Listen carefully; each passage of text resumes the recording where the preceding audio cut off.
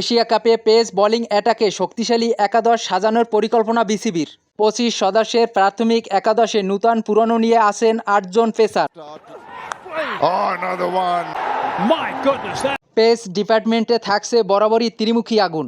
৮ জন পেসারের মধ্যে মোস্তাফিজুর রহমান, তাসকিন আহমেদ, শরীফুল ইসলাম, তানজিম হাসান সাকিব, এদের উপরই কি মূল ভরসা? পেসার মোস্তাফিজুর রহমান থাকবেন বিসিবির প্রথম চয়েসে, কারণ ডেথ ওভারে বোলিংয়ে মোস্তাফিজুর রহমান বিশ্বের অন্যতম বোলার, ইকোনমিক ও উইকেট তুলে নেওয়ায়। তাসকিন আহমেদ থাকবেন বিসিবির দ্বিতীয় চয়েসে, গতি এবং বাউন্সারে বাংলাদেশ তথা বিশ্বে অন্যতম। পাকিস্তান সিরিজে দুর্দান্ত বল করেন তাসকিন আহমেদ। তানজিম হাসান সাকিব থাকবেন বিসিবির পছন্দের তালিকায় সবার উপরে। নূতন বলে সুইং এবং বাউন্সারে কার্যকরী একজন বোলার। পেসার অলরাউন্ডার হিসাবে ব্যাটে বলে দারুণ ফর্মে। পেসার শরীফুল ইসলাম আছেন বর্তমানে দারুণ ছন্দে, তবে মূল একাদশে ব্যাকআপ প্লেয়ার হিসাবে থাকবেন তিনি। প্রতিপক্ষের বিবেচনায় থাকতে পারেন মূল একাদশে।